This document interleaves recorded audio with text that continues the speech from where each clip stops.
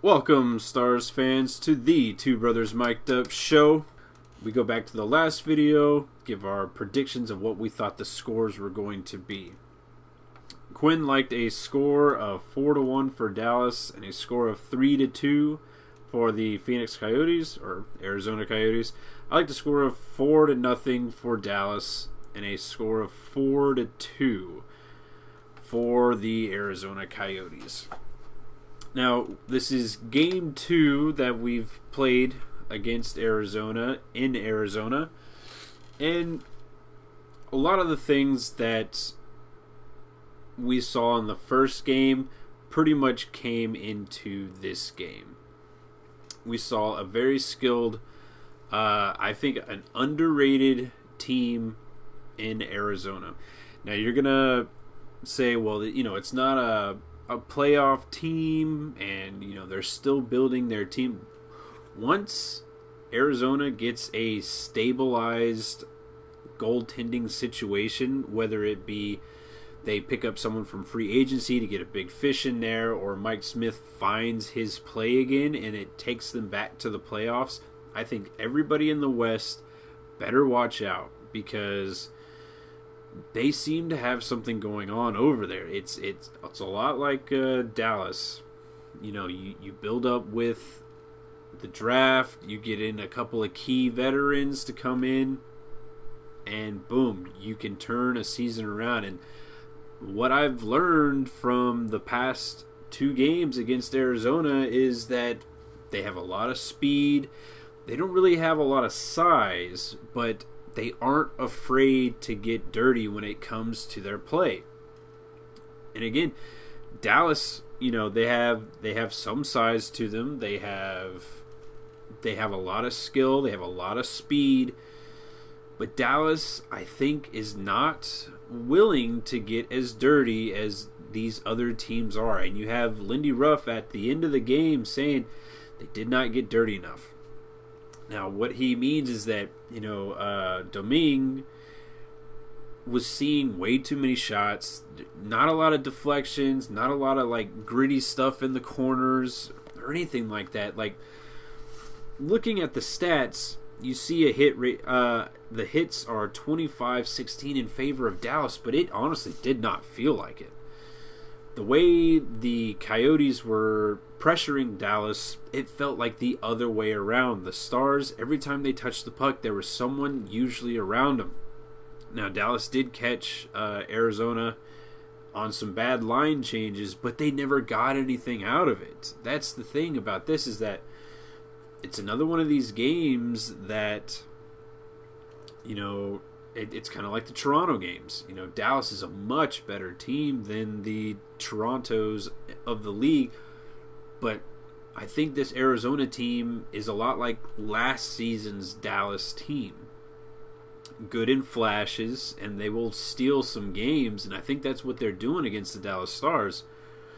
But ultimately, they need to figure out their defense and their goaltending to really start taking that next step. And I think next season, they should only improve. You know what? I think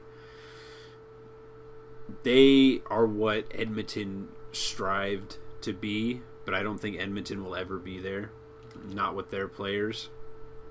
In the very first bit of the game, you have Duclair taking a penalty. First minute of the game. Here is how you set something up. Power play looks pretty good. But ultimately nothing comes out of it. But then you get 5 minutes into the game, you get Cody Eakin taking a slashing penalty, which I still think wasn't really much of a penalty. If you want to break it down, I didn't really even see it on the replay. I tried to go back to try to find it, but I couldn't see it. But then the one thing that I did like about this game is that I honestly think that Faksa is here to stay. With that goal that he got in Chicago and the hard work that he did in the first period on that first penalty kill, I think really spoke a lot to how Lindy is, confident in this kid. I mean, he got 3 minutes in shorthanded time, and a lot of those were hard minutes. Stars take 6 penalties, which is very uncharacteristic, but they have 2. They had Patrick Eves, Jamie Benn shooting the puck over the glass. Stars weren't very mentally strong in this game. I'm not too sure how you can go from a Chicago Blackhawks 6-2, throttling to a 3-1 kind of lackluster performance. I'm not too sure how you can go from one of the spectrum to the other end of the spectrum so fast. It's not... The thing about it is that the way Arizona played against Dallas is the way that Dallas had been playing against other teams. And whenever Dallas seems to get a lot of forecheck against them, they start to scramble because they're not setting the tempo. They're not getting a lot of the opportunities that they're creating against these other teams. I mean, we go, I think at the 8-minute mark in the first period, the Stars get this juicy 3-on-1, and it's rather pedestrian. Nothing comes out of it. Not one thing comes out of that 3-on-1. But then, just like, not like in the Arizona game because Dallas scored first, but this had all of the signs that said that Dallas just wasn't going to have a good game because of a lot of the bad passing, a lack of focus that they were giving at the very beginning of the game usually tends that Dallas isn't going to have a very good game. Let's go into the goals. You have Reeder and Hemsky. I mean, within 10 seconds of each other, they're scoring. The Reeder goal, can't really fault Kari on that one. It's tipped. Anytime a deflection comes through, you can't really blame the goalie on it. I mean, if it doesn't get tipped, Kari is actually making that save. His blocker will be in the spot that it needs to be. But you get that grit, hard determination where I think Dallas looked like they were like, okay, look, this is how we need to play against these guys. 9 seconds later, Roussel is all over their defense. Creates a turnover, slaps it over to Hemsky. Hemsky does this nasty toe drag against Domingue and puts it in. It's a slam dunk. That's the only kind of pressure that we really saw from Dallas. They brought a little more pressure after it. You saw Patrick Sharp. He streaked in. Puck kind of rolls off of his backhand. He can't really do much. But the one thing, actually, you know what? I really liked Patrick Sharp's game at the beginning of this game. He had one really big, saucy hit that I liked in the first period. The Stars are really starting to ramp up their physicality, but then they start getting away with it from it, and they let the other team start setting the pace. Going into the second period, we have Hansel scoring within the first minute of the game. And the thing that bothers me about that goal is the penalty kill. It's not scored on the power play, but Dallas is super content on just leaving Hansel just right there in front of Kari, not looking to box him out, not looking to get any kind of pressure on him. Hansel is just there to just create havoc, just making a better door than a window. Kari has to peek around him and all this kind of stuff. Shot gets on, Kari makes the save. Now, Goligoski has to scramble back, and I do mean scramble. Because once that shot gets through, You got like 3 seconds to do something to get on that player, and within that 3 seconds, the scrambling back, the puck actually goes off of Goligoski and goes into the net. Now, another scenario would be to have Goligoski just back on his man, and I guarantee you that puck does not. I would bet money that puck does not go in if Goligoski is there covering the man in front of the net. Don't let someone just stand in front of Kari. Doesn't matter how good the goalie is, if he can't see it, there's a 50-50 chance that he's going to make the save. And that coin flip usually tends to be on the it gets through. I don't understand the penalty kill mentality whenever they set something up. They set up the box, but then they're so worried about stuff that's going on the outside.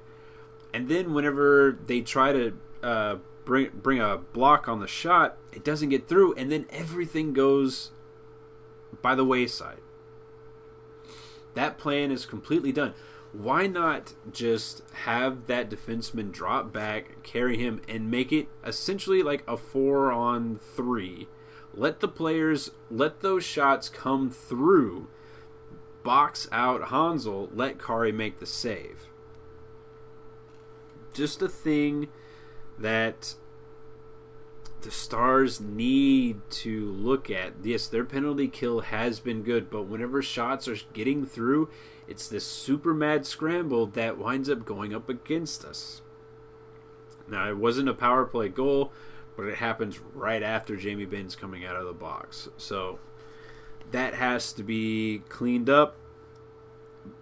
I mean, the Stars, they go a perfect 6 for 6, so they keep somewhat of that streak going, but then they lose the face-offs 39-23. You know, a thing about that, if you don't understand why face-offs are so important, it's whoever gets to start with the team, whoever gets to set the pace for until the next whistle. You get the puck, you start with the puck, you get to set up your set plays. Yes, there are plays in hockey. If you don't know, it's not just coincidence that certain things happen. But if you don't start with the puck, you're going to be spending a lot of time in your own zone. You know, it's a decently high shot game. It's like 38-30. But the pressure. So the Coyotes start out with the puck, they bring it down, and they set up in Dallas' zone. And, you know, like I said, 25-16 for the hits, but it just didn't feel like it. It just didn't feel... When you say 25-16, you would think that Dallas is having all this energy and has all this momentum that they can probably build off of, but no. You know, a lot of the time they're having to kill a penalty, or they're hemmed into their own zone to where they can't really get anything out, and they're stuck scrambling. A lot of the time they are stuck scrambling in this game, and it just wasn't a good look. The one thing that I notice in these games, and Lindy Ruff says at the end of this game that it was a lot like the Kings game. I completely agree. The Kings game, you know, the Kings set up their pressure, they set up their forecheck, but then Dallas doesn't do anything about it. Who out there is supposed to be providing the spark for this team? If it's Jamie Benn, I'm sorry, you know, Jamie Benn is not setting up these sparks that we're used to getting from him. Antoine Roussel, he's not setting up these sparks that we're used to getting. These fights, the big hits, you know, where are they coming from? Stephen Johns, Brett Ritchie. You know, Brett Ritchie is out there. He's hitting everything that he possibly can. Let's see. He finishes with just one hit in this game, which is surprising. Johns finishes with 5. Patrick Sharp, again, going back to Patrick Sharp, he finishes with 5 hits. It's these skill guys that are trying to bring the momentum whenever it's the guys on the lower rungs that are there to bring that physical presence that they're not doing. The killer instinct in this team is not there. To say that you can go out and you can kill the Blackhawks, but then you show up against the Arizona Coyotes like that because they're not a playoff team, because they have a backup in net, because that team is filled with rookies, I'm sorry, but that's crap. These are the games that you have to get in, and you have to put your foot on their throat, and you have to crush their neck. I don't ever want to see this team, like, say the Dallas Stars reach number 1 in the conference, and they go up against the last place wild card team. Are they just going to be all lackadaisical because they're the first place and then they're last place in the playoffs? I mean, everything that is set up says that they just might. The killer instinct is not there, and it's not something that you just turn on for the playoffs. It's something that you have to work on at the end of the season to bring it into the playoffs. Playoffs, you cannot just flip a switch. You absolutely cannot flip a switch. The killer instinct is something that when you play teams like this, you have to go out and you have to just pound it into the opposition that says that you are not in the playoffs, we are, and we're going to show you why. You know, you have to crush dreams at the end of the season. These are professional athletes playing professional sports. I'm sorry, but taking a night off is just, it's not in the guidelines for, like, if they wanted to have an off night, then they should have sat a lot of our top players and let Moen and, you know, some other players come in and play. I'm sorry, but if you're going to dress our A squad and you're going to put Kari in net, you damn well better show up like an A squad, not like the JV team. And this is also another thing, if you go back to the last episode, that this game is why I wanted Niemi in net and not Kari. The way the team showed up in this game does nothing for the confidence for Kari. I'm sorry, but, you know, and then Kari lets in a couple of goals that he thinks, like that third goal, you know, instead of just, you know, jumping on the puck and covering it, he swipes it off thinking that his team's going to be there. You might not count this game as a red flag, but you could absolutely see this game being detriment to his confidence. We've seen it happen before. His confidence can crack like an egg. I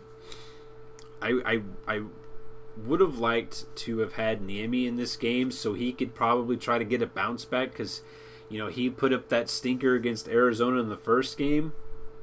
Let him in this game and try to, you know, get some retribution to prove that, you know, Niemi needs the weaker teams, and yes, I'm doing quotations, but he needs the weaker teams to build up some of that confidence. Like, I don't need him in against your San Jose's or your LA Kings or your St. Louis Blues. We don't need him in there. We need Kari in those games.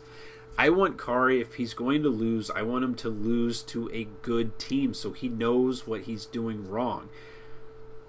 When you're losing to a non-playoff team and the team just plays like crap all around you, there are too many question marks, and Kari played good. That's the thing. Kari played good, but lost to a lesser team. So, you know, it could snowball. I'm not saying it will, but there's a chance that it could. Going into the ratings of this game, I gave it a D. You know, Stars had an answer for the first goal, but just nothing else. And then they give up that disgusting shorthanded goal. They just didn't seem like they wanted to play in front of Kari. Team just didn't seem like they wanted to play in this game. A lack of mental focus, especially like an example would be for Spezza. When in the third period, he catches a pass from Goligoski, steps in. You have to assume that he saw Eves breaking to the net. Instead, he decides to hold on to the puck and shoot it just right into Domingue's chest. Not sure what he was thinking on that one.